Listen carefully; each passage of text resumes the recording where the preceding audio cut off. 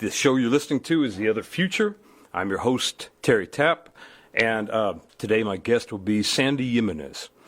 This show originally began, as I say at the intro of most episodes, from the despair of the Trump election to the presidency, which is a culmination of a long despair. It wasn't simply him getting elected, but it set me off looking for positive signs, people, projects that could give me and to give others some kind of hope. It's kind of morphed into more me talking with other artists and people involved in creative pursuits about what they're doing, living a creative life, and of course the backdrop of politics and how they're reacting to that through their art.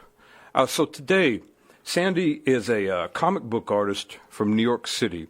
I met him through World War III Illustrated, which I had Seth de Bachman. He's one of the founding editors of World War III Illustrated, and I encourage people to take a look at that. It's a really wonderful resource featuring a lot of global artists talking about different things, different issues and matters in their communities.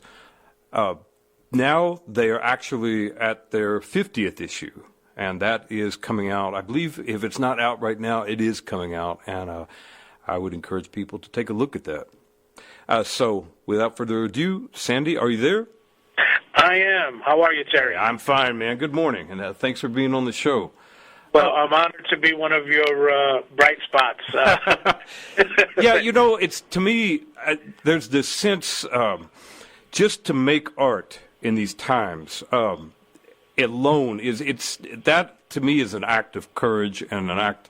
I hate to say optimism because an act of optimism because optimism speaks to me of a very simplistic attitude, as does pessimism. It's like we're both artists, and you probably had those art teachers that looked at your work and said, this isn't positive, or it's very negative. And I don't see how those terms could ever apply to a work of art, and I don't see how optimism or pessimism can apply to the act of creation in the face of doom and despair. But the sense of making something creative is vital, and you're a bright spot because of that. Thanks. I mean, I agree with you 100%. I mean, now more than ever, it's going to take nuanced and very specific responses to questions. The media has done a lot of damage with regards to sort of their insistence on concision and things that they do really for business purposes in terms of the way they cover the news and the way they interview our leaders or interview people. And, those sound bites, really defy any sort of really analysis or real information that can make people, put them in a place where they can make decisions on something. Certainly, I think, that kind of reductivism of saying whether something's positive or negative, that's the problem with social media right now as well. These likes and all this sort of activity. It's just activity. I'm pretty, insistent on pointing out that social media, as much as we blame it and the media for things, they're doing exactly what they're sort of intending to do, right, which is just create a lot of activity.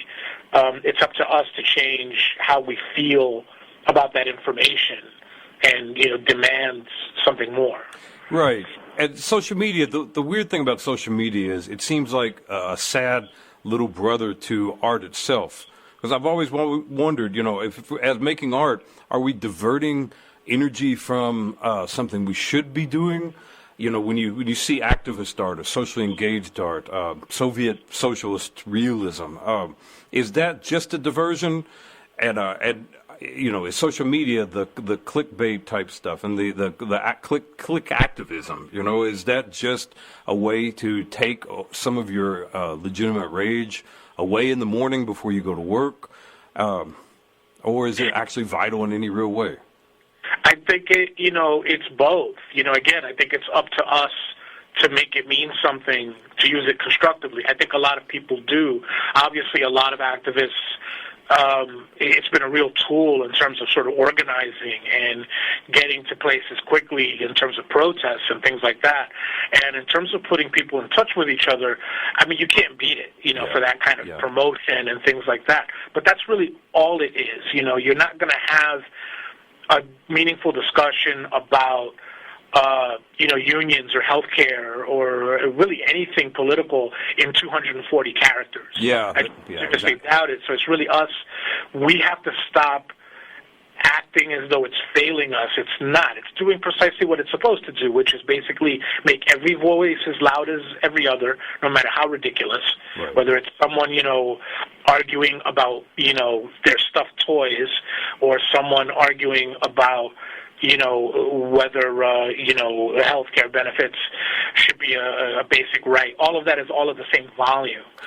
So that's what it was meant to do. We have to be the ones, it has to do with a lot of media education, I think, and a lot of us have to sort of do this person to person. A lot of us sort of know this intrinsically and still behave in such a way that, we get drawn into arguments on Twitter of all places or on Facebook, which that's not the place for a discussion. You're not in contact with somebody. Right. And there's all sorts of ways we have obviously seen in the last election cycle that can be short-circuited and used for other nefarious purposes. Right. But the point is we shouldn't be relying on it. Not in the way that we are anyway. Yeah, I think what you're pointing to is something that's actually a vital task of artists because, with social media and with digital media, everything is flattened. And I've talked with other people about the fact that, you and I are the same age, and we know younger people, and we know older people. And if you talk to younger people, their experience of history is very flat. And this is not a condemnation. Yours and mine has is particularly impacted, I'm sure, by television in a way that people who are many years older than us are not impacted. But, we lived through the Patco strike. We lived through Reagan. We lived through Bush the First and his, son. And so forth, and we lived through Clinton. I mean, we lived through that. We lived through the falling of the Berlin Wall. So there's a landscape there where if you insert Pizzagate or you insert some of these sillier aberrations that are going on right now, we can put them in a context. And we know, like if you're looking at white supremacy, for instance, which is now a governmental policy apparently, you can see that against a backdrop of there was a candidate running for office in Illinois 2 years ago, I believe, and he was running on the Republican ticket. He's the only candidate, so he's unopposed, and he got the nomination as protocol. But he was openly a Nazi, and some folks in the in the tattoo shop actually in Manhattan I was working at mentioned this, and I said I hate Illinois Nazis. And, you want to get the Blues Brothers reference? Yeah, and only the owner, who's a year older than me, laughed. And I said, I hate that now I can say that. But everyone's staring at me. And I said, if you go back to the audience as we were, as young people watching the Blues Brothers, and you look at the Nazis in that, it's a joke.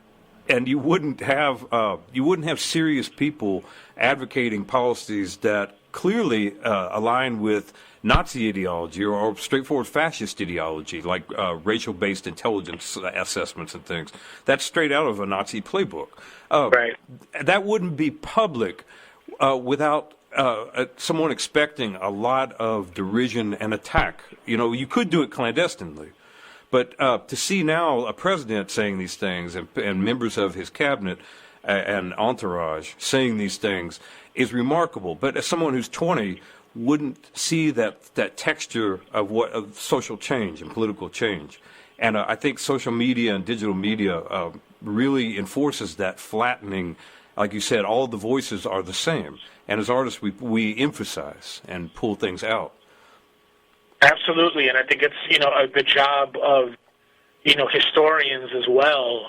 Historians are generally relegated as the kind of academic sort of janitors that are sort of taking care of the past, but their jobs are extremely, extremely important, especially now where we don't just need to look at the past with some sort of context constructively, but the present needs an incredible amount of curation, especially for this new generation. I keep hearing from peers of mine who are teachers who are teaching at the college level that they find that millennials who are now they're hitting their 40s, but the generations coming after them as well, really are sort of yearning for someone to sort of show them what's important, to sort of pull some narrative out of what's happening. Yes. That has its downsides too. You and I, I'm 51.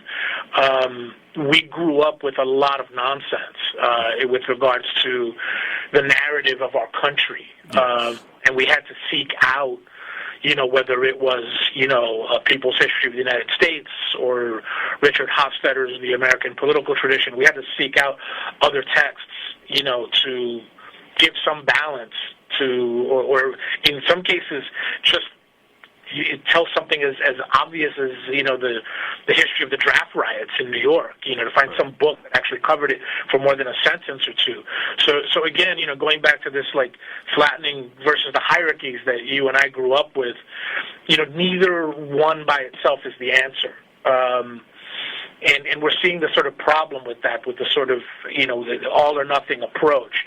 There's a real, somewhat deserved disgust with institutions for the last 20, 25 years, where we're seeing the rise of groups like Flat Earthers, for example. On the one hand, that may seem ridiculous to a lot of us, but we should have seen this coming, because when you have groups like the government's FDA, for example, which it's not pretty obvious that they sort of they downplayed the dangers of sugar and demonized animal fat and did all sorts of other things.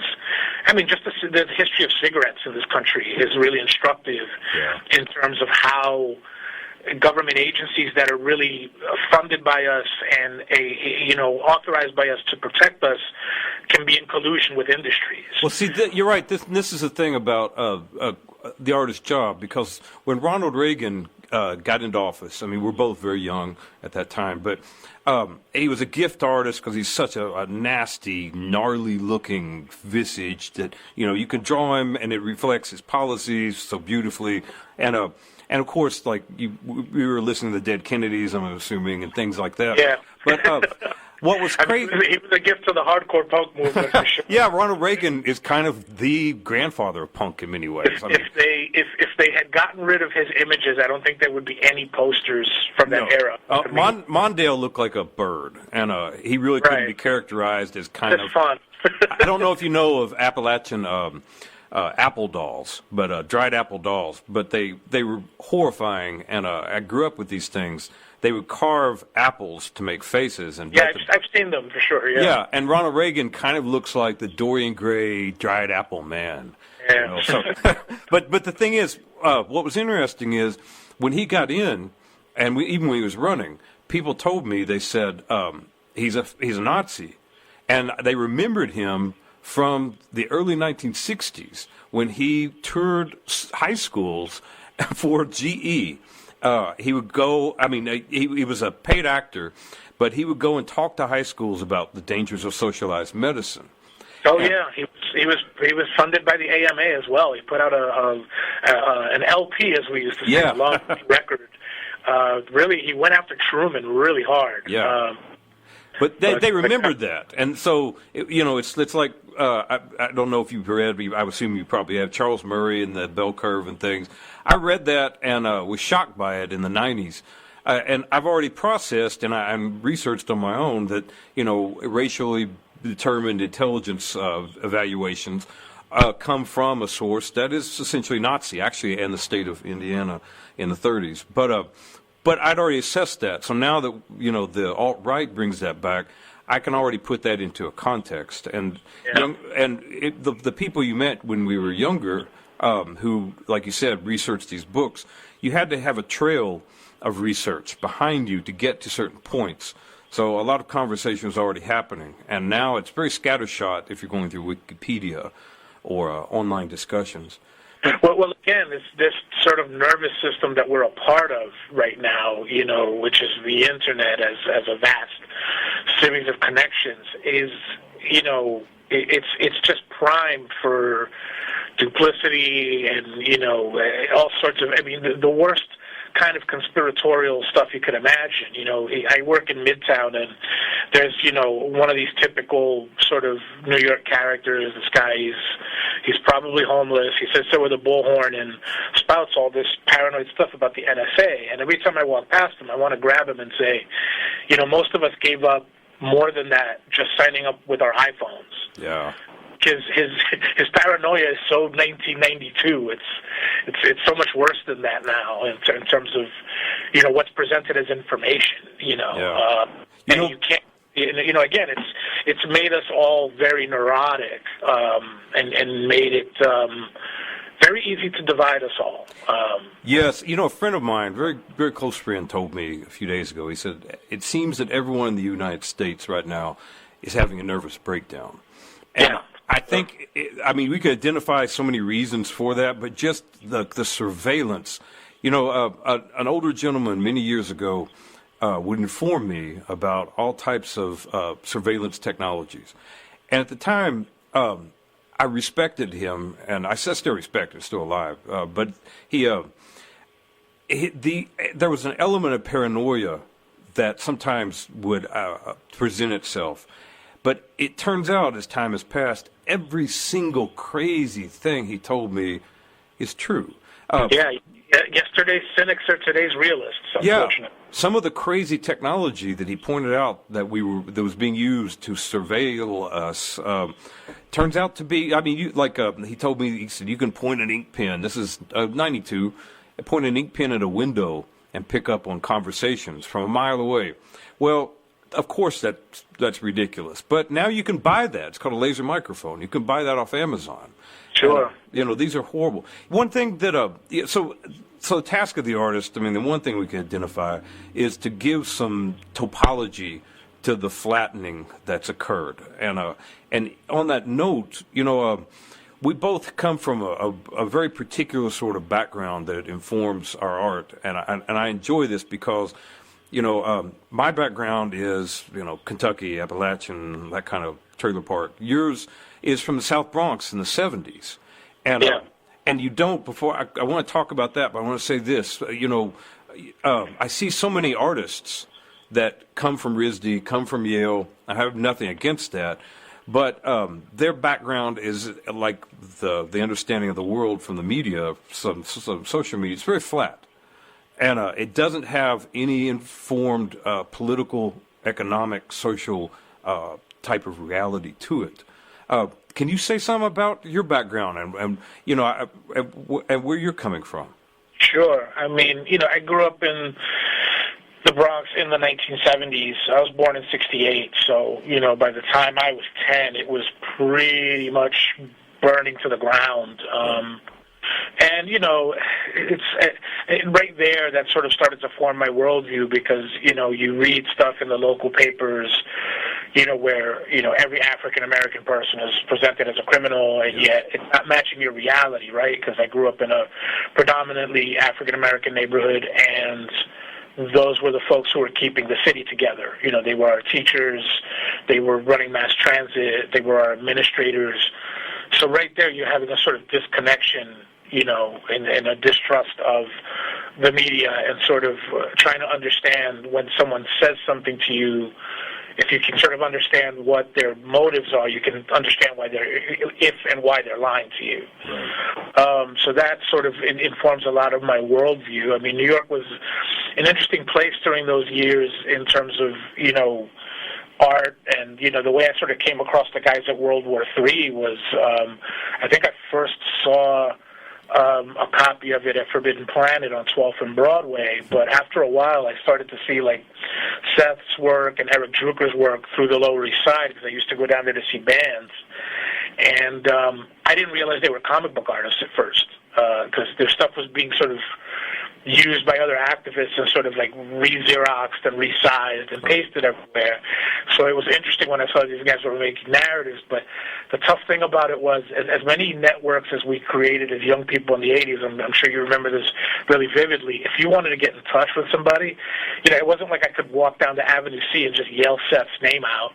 Right. It was just, they had a P.O. box, which they never answered, like good anarchists. They like put out contact information and were totally not reachable. So it really wasn't until I was out of college. I had a great college professor, Doug Ashford, who was really the only, maybe there were one or two other professors in the whole of Cooper Union who didn't look down at comic books. I sort of developed my comic book work as a sort of satellite curriculum with a few other students, and we just didn't show our work to teachers. We just sort of did it ourselves Tuesday nights. Right. And he put me in touch with Eric Drucker, and Eric took me to the first sort of open meeting for World War III that I attended, which would have been, I guess, late 1990. And, I was expecting... I had no idea what Seth or, any of these guys looked like. And I walked in, I saw like Scott Cunningham and these guys, and they were, to my eyes, they were kids.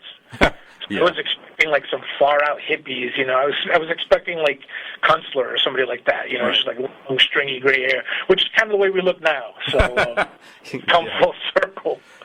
But, that's, when people sort of wonder, where the left was in the 1980s, it was in the comic books. It was in the hardcore bands. For me, like you mentioned the Dead Kennedys, Articles of Faith, people like that were like really huge to me because there was this sort of, the media itself sort of presents itself as this objective truth. Right. And when it's clearly subsidized by GE and whoever else and clearly influenced by that. So you're not getting the whole picture at the very least. But, even bands like The Clash, like operated as a kind of news source, about the world. Right. You couldn't rely on them for day-to-day events because, it took them a while to put an album out. Right. But the state of the world in terms of who was responsible for what was wrong, those bands of that era were very good at pointing fingers, as were the guys at World War III Illustrated. So, I think like a lot of adolescents, I wanted to be a rock and roller, I wanted to be in a band, but I just wasn't a musician. Right. And these guys were doing what those bands were doing, but with their comics. Let me ask you something about, we can touch on any of these points, and I want to return to the South Bronx narrative because it's vital too, and comics. But there's something in what you're saying that really affects me quite a bit as a question these days.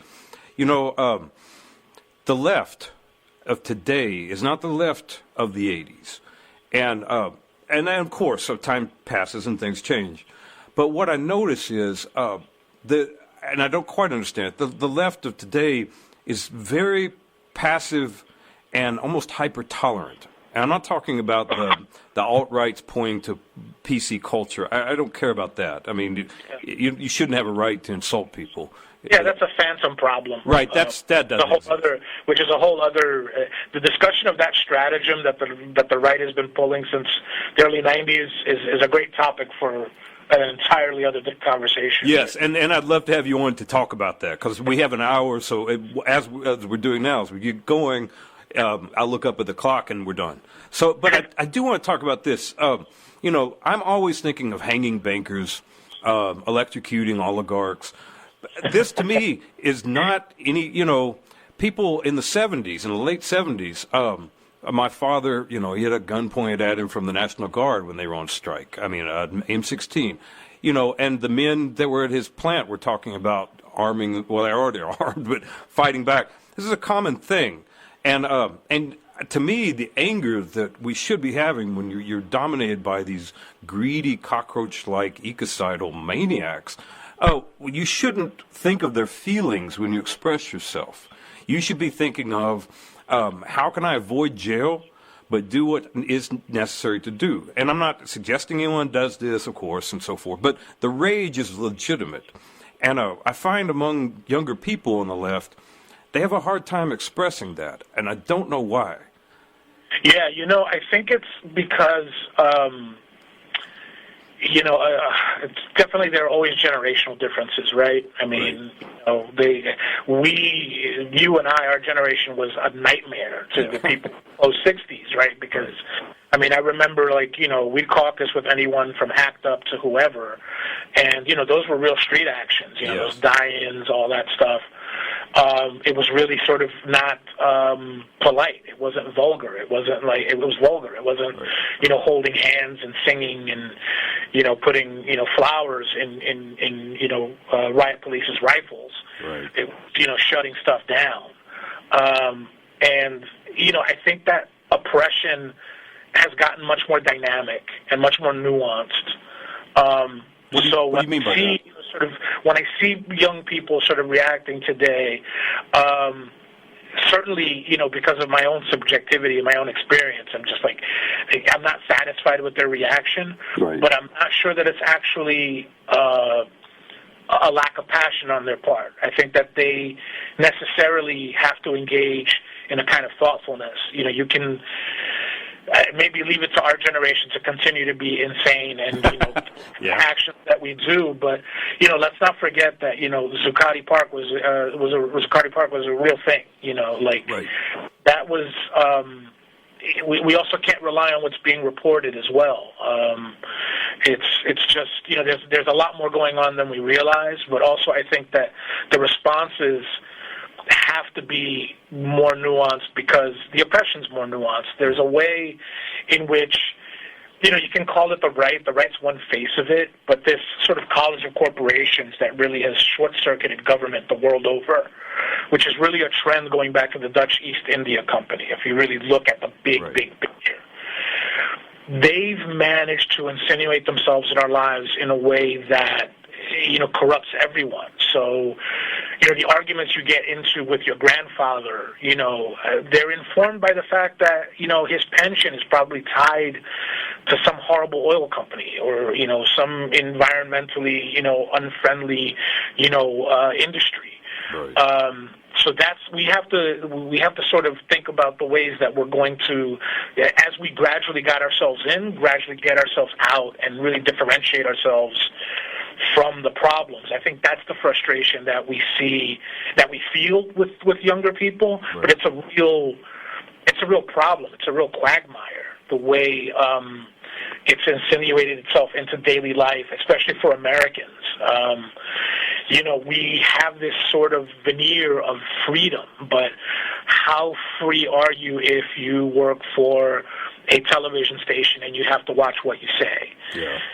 How free are you if you work for a bank or a social media company? Or if you're on social media. So, right. And, you have these situations where, for example, one of the right's ploys, has been to sort of accuse companies and even the CIA, for God's sake, and the FBI of being left. And, it's crazy. But what they're seeing, rightly or wrongly, or duplicitously, or disingenuously, is that we're all mired in all sorts of parts of these arguments. So, if you pulled someone from the board of some, think of some horrible company, some big, BP or whatever. If you grab that individual on that board and ask them what they want for their children, their desires very much line up with the average person's, I think, in most cases. And what happens is, that goes away as soon as that person walks back into that boardroom. And because of that separation between themselves and the consequences of their actions, they can engage in all sorts of horrible behavior and distance themselves from it, and yet be a part of it at the same time. Yeah, I'm noticing that, that's not to cut you off there, but to add to that, these people, I believe they're stationed in Colorado, the actual building where this is happening, but the people that are guiding the drones in the Middle East and East Asia right now, in Afghanistan, Eurasia, their mothers, their fathers, they're someone that you share a bed with, you work beside, you have a beer with, and they're murdering with a button every day. I'm an excellent example. I mean, I'm glad you brought that up because I can't think of a better analog than what sort of big business has done to the average person, where you have to sort of really sort of shut your eyes when you look at your pension and where your money's going and where your money's coming from and where the profits that are going to sustain you and your family are coming from. Right. You know, like to look at a company like Coca-Cola with its disastrous history abroad, and to think that that's in your sort of investment portfolio, it's, you know, you have to there's a lot of cognitive dissonance that has to be willfully engaged in order to just get through the day. And, you know, you were talking, you know, earlier about the fact that you feel like everybody in this country is having a nervous breakdown. Well, that's a very healthy response to an unhealthy situation, which is where we're at right now. That, at the very least, gives me hope. Yeah, you know, I didn't take it that way, but you're right. That's a good. Being healthy in a diabolical scenario is itself unhealthy. Which is kind of the way we were in the 80s when you really think about it. I think a larger part of the American populace had bought into this puerile idea, you know, that we were going to return to the 50s. Right. And that's not happening right now. I think even for the people who are with their mouths saying that they're okay, right, you can just see that they're not. Well, and how could they be? I mean... And it's, you know, it's interesting because that past almost never existed. It existed for the tiniest little sliver of people. But that's a cornerstone of all fascism, right? The nostalgia that whenever you hear anybody talking about going back to the good old days, you have to ask for whom. Yeah, and even people that whom were they the good old days? And even people that never experienced them. I mean, not to go this personal, but my former father-in-law really talked about, you know, the good days of the 50s. And he was a decade older than my father. And he came from, his father owned some orchards in Arkansas. And his father actually instructed him to shoot people as they came from the road to pick fruit during the Depression. So that's the mentality. Yeah, and my father came from, you know, Kentucky poverty and so forth. And he heard, or it was repeated to him, you know, that my father-in-law had said this. And he shook his head and he said the 50s were not good. And just the tone, you know, it's obvious, and they're both white, but they come from such different circumstances. So for someone with orchards in Arkansas, the 50s were great. And he was, you know, in the end of the Korean War and things. The 50s were great for him. He got GI money, you know, bill money coming for education. Jobs were plentiful. He was a white man, you know, apparently straight. I mean, you could fill in all these blanks and say, wow, you were on the surfboard. But you could be an apparently straight white man, et cetera, like my father, and realize at that time they weren't good for you at all. And he was facing, you know, the draft of the Vietnam War and things.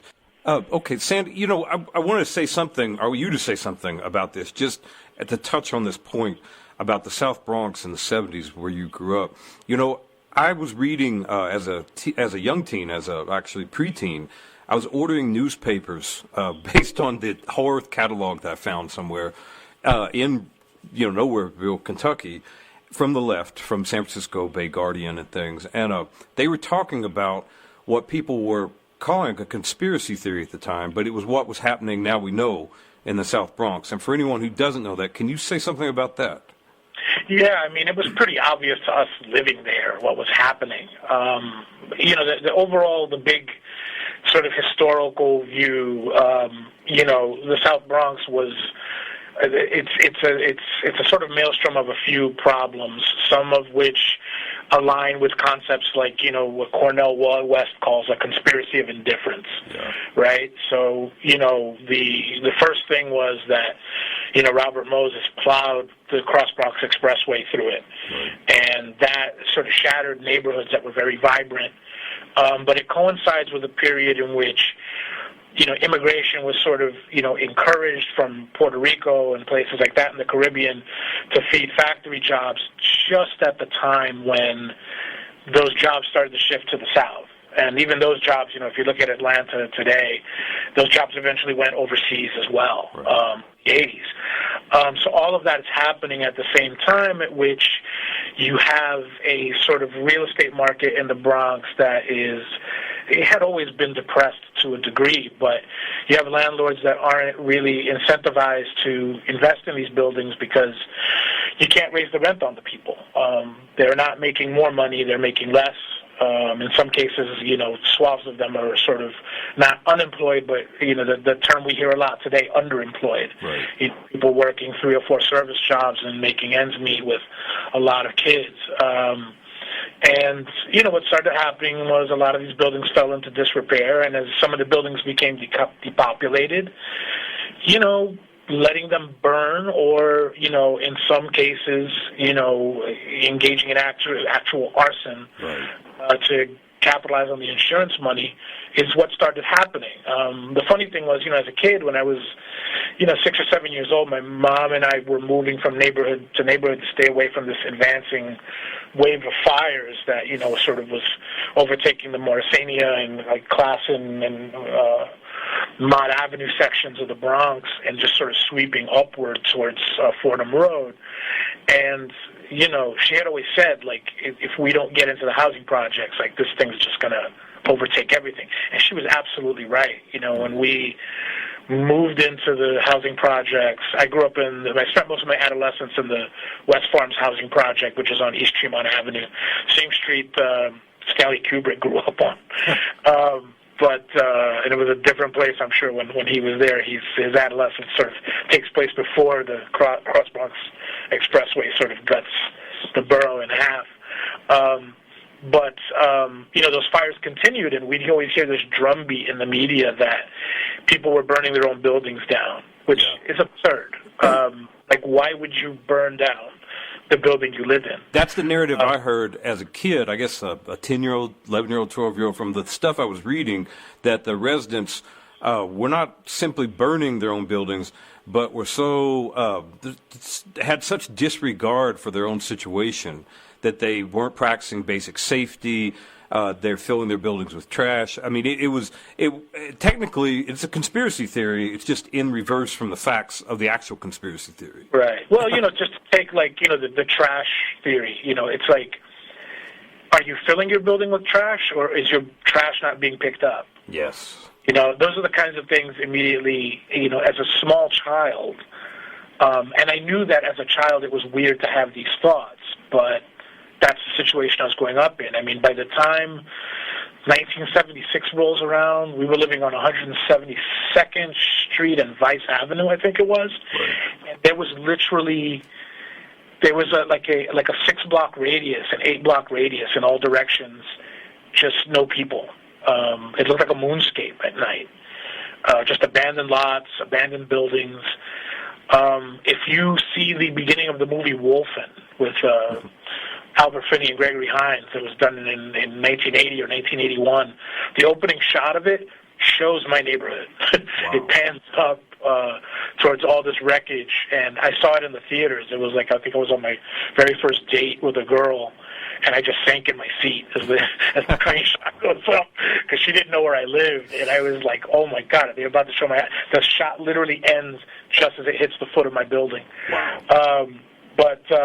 Back to those conspiracies, it's obvious looking at the Bronx today what happened, because of the type of tract housing that exists there now.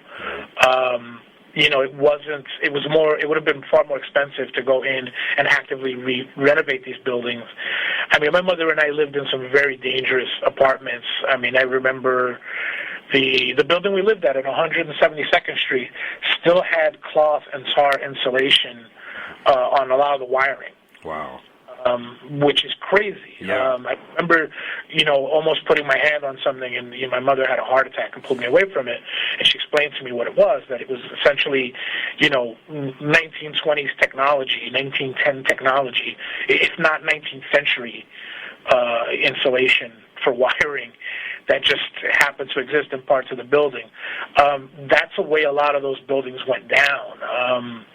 Their, core structures were largely made out of wood, lots of wood joists, brick exteriors, right. Which is basically, if you've done any metal work, I was a welder for 8 years, and I did a fair amount of blacksmithing. Yeah, I did both of those, actually. That's interesting. That's an oven, Yeah. To build a building out of brick and then make all the internals out of basically tinder. Once that goes up, you got a nice boiler in the basement. I mean, nobody's getting out of that alive. Yeah. the sort of unspoken tragedy as well behind all of it. There were a lot of sort of incidental deaths that went unrecorded because of, the folks were either undocumented or they were African American, and that has always been, a dangerous thing to be in this country from its founding. So as that happened in the 70s, there was a lot of sort of scorched earth policy happening. And again, there's a lot of vectors responsible for it. Years ago, I read the work of a German mathematician, Roderick Wallace, who looked at places like the Bronx and places like Detroit and basically worked out formulas for what happens when you shut down a fire station. Right. And what the immediate effects are. And the patterns are, predictably obvious and deleterious. Right. You can create those situations if you want to immiserate people and then, on a classic bait and switch, blame them for their response to that immiseration. It's very easy to do with policy. You can do that in a trailer park. You can do that in the South Bronx. You can do that in California. You can do that, excuse me, you can do that easily in so many places. And you see that, with the kind of oligarchic rule we've got going on right now, you can easily just push a few buttons and someone's life is overturned and they're having to beg or steal or, they drink too much or use drugs to get out of the misery itself. And you're done, and now you can chastise them for a very human response to that situation. Can you, you have a story. There's so much we could talk about. You've got a fascinating comic work, and I encourage people to take a look at that. In fact, you can look at Sandy's work at vampyrotechnic.com. Let me spell that, vampyrotechnic.com. And also on Twitter at Sandy Jimenez. Sandy and it's Jimenez on Twitter. But, one of your stories really moved me because I grew up without art. And there was an old library, and I would look at horrible, those kind of gray, so-called color reprints in them of things. And comic books are the only real art I saw. To me, and still are, a vital form of art. But one of your stories talked about a couple of artists coming into the South Bronx during that time, and it moved me because it seemed very much like some of my own experiences. The one with the photograph. Yeah, it's called single lens reflex. Yeah. Can you say something about that? Yeah, thanks. Thanks for the kind words on that story. That I have to do with my process for writing stories. Basically, if I'm haunted by a memory, I sort of try and unpack it and see if there's a way to sort of translate it to a stranger, which would be anybody in the audience, and show them what it means and maybe arrive at some meaning myself. But for me, it was, I had a really difficult time with photography in college. And as I became a filmmaker in the 90s, I still had a lot of trouble with human subjects, and I didn't know where it was coming from, and it turned out it was this weird, just latent memory that I had sort of suppressed, right. Which was, being a kid in the South Bronx, and, again, we lived, amongst a lot of the wreckage that, the Cross Bronx Expressway made possible, and as well as all the arson fires and all the depopulation. So we'd occasionally get these, busloads of art students piling in, taking photographs in this really sort of disgusting, creepy, anthropological way. And us being kids, we kind of didn't know any better and would sort of let them take photographs of us and all that. And right. I remember in particular, I transposed a lot of events for the purposes of telling a cohesive story because, of course, life never fits the demands of a good narrative. But basically what happened in my case was we had this kid who was he was the local bad professor. His name was Fabian. I have no idea where he is today. I haven't seen him since 1976. But he was one of the older kids, and he was always up to really crazy stuff. He was always building his own go-karts and stuff. Right. And he was part Italian-American, part African-American. So he had this, like, really prodigious red afro. He almost looked like Ronald McDonald, you know. Right. But a really smart kid, too, really paranoid. And one day, you know, these art students were taking photos of me and my friend and, you know, sort of posing us on top of these messed up cars. And as soon as the kids sort of took off, he approached us and he was like, "Man, don't let them take pictures of you." And I was like, "What do you mean?" And he goes, "You remember those National Geographic covers?" He's like, "They're trying to do that to you." And I just remember, like, I just felt this, like, my temperature, like, just rose, like, just a hot sting of the sort of shame of being duped like that. Yeah. And it made perfect sense to me. I mean, he couldn't have said it better, you know. He couldn't have picked a better example. But, you know, that idea that they were sort of, you know, presenting us as savages for the point of coming up with a good image. You know, I just didn't think that anyone, especially, you know, I didn't know what artists were. I just knew that artists sort of created images and created things. Right. I didn't realize that there were a whole bunch of attendant motives and agendas that could come with that. And that's or even that someone could be so careless as to do that to a kid. Right. So the second and third times those guys came about, we were, you know, very non-compliant, you know. Right. And you actually you took a bus into Manhattan to see the work presented, correct? Yeah, that actually, again, I combined different events with sort of a different group of kids. That was, these kids had taken some pictures of us, you know, just like coming back from school. And, you know, to see yourself sort of blown up that way, everyone knows what, you know, sort of like a good lens with, you know, black and white film can do to a subject. Right. And to see yourself, you know, that way, and to have that realization that this thing lives without you and this is going to represent you now, like this, in a way that you never could. Yeah. You know, that photo is going to be there, you know, like another person, you know, having its own life, right. And yet it's a stand-in for you. And I think all of those things were sort of, you know, floating around in the back of my mind as I tried to become a photographer. I had a lot of girlfriends who were photographers, and I think I was drawn to them, you know, in some attempt to get at some understanding like trauma. about how I could possibly do this and maybe not engage in the kind of careless damage that was, you know, visited upon me and really generations of people around the world. Yeah. You know, and that's very powerful, because to me, as an artist, I'm constantly bumping up against those motives and the viewer and the expected audience and that underlying blood money, really, that runs through the art world, and how to get away from that, how not to do that to people. You know, I have a tendency to, like, not try to beautify people in my portraits, because I don't want to be a man who, you know, paints beautiful women. And I mean, it's a cliche. I don't need to follow through with that. But I don't want to turn people into something that that fits in with that kind of art world expectation, and not the expectation of quality and beauty and sublimity, but the expectation of a market and racism and homophobia and so forth, all those adjectives that lie behind it. You're right to have those concerns, right. You know, because it's a very easy thing to do. You know, when you're sitting there, quote unquote, creating, you know, you have to be very mindful of the fact that you may be creating an alter ego for someone that they didn't agree to. Right.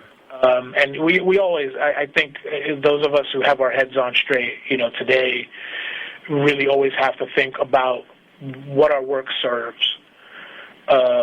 You know, is it in furtherance of, you know, it's never nothing. Right. We really have to think about, you know, what purpose our work serves. I'm having a lot of struggles right now. As you mentioned our issue 50, which is the street date is going to be November. Okay. Called Shameless Feminists, which is the new issue of World War III coming.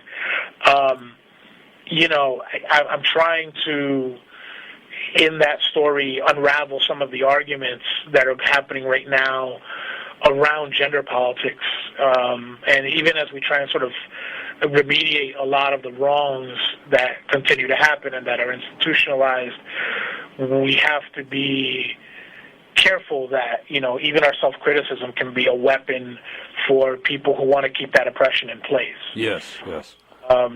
So, all of those things, I think that as big as a headache as they are for you and I, Terry, as creators, those are necessary problems. Right. And you're specifically talking about... Those problems are the solution, And I agree. Say a little more. You're specifically talking about Latina women. Yeah. Okay. I have, over the last 4 years, the women in my life, in my family, as this sort of Me Too sort of upswell started to happen, which, was as inevitable as it was necessary. I think that a lot of us, particularly those of us on the left that, are concerned with, equality for all, a sort of just world for all, that we have to remember that race and class can sometimes short-circuit our best intentions. Right. And a lot of that has happened with the Me Too stuff insofar as, the legacy of murders like even something as notorious as Emmett Till is absent from the conversation. Right. So when you're talking about this Me Too movement, you're really talking about white female celebrities. And that's been problematic for a whole host of reasons. First of all, with regards to any sort of identity politics, I don't think we should be looking towards any kind of celebrity as the leaders or standard bearers or even the instigators of any conversation. Right. Regardless of their intentions and regardless of how effective their power can be to communicate, they have motives and intents that are entirely disparate from the average person. Right. So, to hear, someone in Hollywood talk about, how unfair the world is to them, it's not to dismiss that that's happening to them. It's just that the average person on the ground is experiencing a very different reality. Right. And again, the way that in that very public narrative of protest, particularly after what happened with Harvey Weinstein, a lot was forgotten about how these backlashes completely steamroll people of color and poor people. Right. While white women have always had a problem with white men, there's never been a problem believing them when it came to accusing black, so-called black or African American perpetrators, or alleged attackers. So that's a very difficult conversation to have, and the way I've been trying to sort of walk through this narrative by introducing this issue is introducing it in conversation, introducing it as problematic conversation. Right. Most of my stories, they're not about people who have the right answers necessarily, but they're people who are at least raising the important questions. I don't write feel-good stories because I don't feel good. Right, of course. I don't think, and I don't know that anybody should. Going back to our earlier point, I think if you're feeling pretty lousy about the political situation in the United States and in the world and in our place, it means that you're healthy. It means that you're having an appropriate response to an ugly series of events. And again, to get back to my story, I thought about putting it away several times because often when we on the left engage in arguments that are, internecine, for lack of a better word, where we're sniping at each other, that has always been an opportunity for the right to dismantle our arguments. Right. That still doesn't mean we shouldn't have those conversations. In fact, I think that's the purpose in many ways, or the larger purpose of those conversations is to make sure that we don't engage in the kind of reductivism that other concerns or movements sort of engage in. The right always organizes, the left argues with itself. We shouldn't see that as a quote-unquote problem of ourselves. That's actually one of our great strengths. Yeah, and I think that, that's something about the culture of the left we came from in the 80s and what was even left over from the very militant left of the 70s into today. There needs to be some understanding that you can talk about complex things without having to build a barrier. Someone said build a wall. Build a barrier. Yeah, I think you and I would go further and say that we have to. Yes. That's where because that's frankly where a lot of the trouble starts. Maybe we can have a program where you, maybe another guest too, together. I can actually do a couple of people at a time talk about this, because this, this is very brief, but back in graduate school, I went to a meeting of feminists and philosophers and so forth, and just activists, to talk about there have been some attacks on women. And I was just listening to see if I could support people. And they were talking about having some sort of law passed or regulation to, that men had to walk behind women if you got within a certain proximity, you were suspect, which I think is not a good approach, but I understand the fear that motivates it. And, sure. But the thing we always have to remember is that, again, if you bring race and class into that, right. Poor people have always had to obey rules like that. African Americans certainly have had to. So have Hispanics and Asian people. Exactly. So that you have to always really look hard at the sort of broader consequences and what gets put into effect when you're remediating one problem. Right, and that class issue itself, to me, predominates because it gets overlapped with race. But if I was sitting there, it was all upper class white women, and I dress as I've always dressed, with boots and blue jeans and a T-shirt, and I hadn't shaved. And I said, how would you determine what kind of man, what would be a factor that would allow you to pinpoint this man as a potential rapist? And the lady who was speaking said, well, frankly, someone who has your accent and dresses like you. Well, that's already happening. Yes. They didn't have to make that a policy. Right. Right. So we can't talk about that without race. That was kind of my point about some of the more thoughtless conversations around, how we remediate these problems, which is not to say in any way that I want to stop what's happening with regards to this conversation, and certainly a lot of the legal action I think is entirely appropriate regarding, harassment in the workplace and things like that. And I certainly, with this story, I don't want this to be ammunition for anybody who opposes that. What I want is a call to thoughtfulness, for lack of a better word, or more conversations around what these actions really mean and who they affect ultimately. Right. Well, Sandy, we're almost out of time. I would like to have, there are so many things we could talk about, and I really would like you to come back on and talk about them. I'd be honored to be back as many times as you'd have me. I appreciate it, man. And let me give some information before we're out of time. You can, again, Sandy Jimenez is a New York City comic book artist. Obviously, as we mentioned, he's done other things with film and actually publishing too right now. But you can check out more about his work at vampyrotechnic.com, Vampyrotechnic, and also on Twitter, Sandy Jimenez. And you can check out World War III. I don't have their website address in front of me right now. But it's actually changed a few times, so that's of okay. Course. But if they Google World War III Illustrated, or if they Google my name, the stuff will come right up. Okay. Yeah. There's an upside to social media, I guess, in the digital age.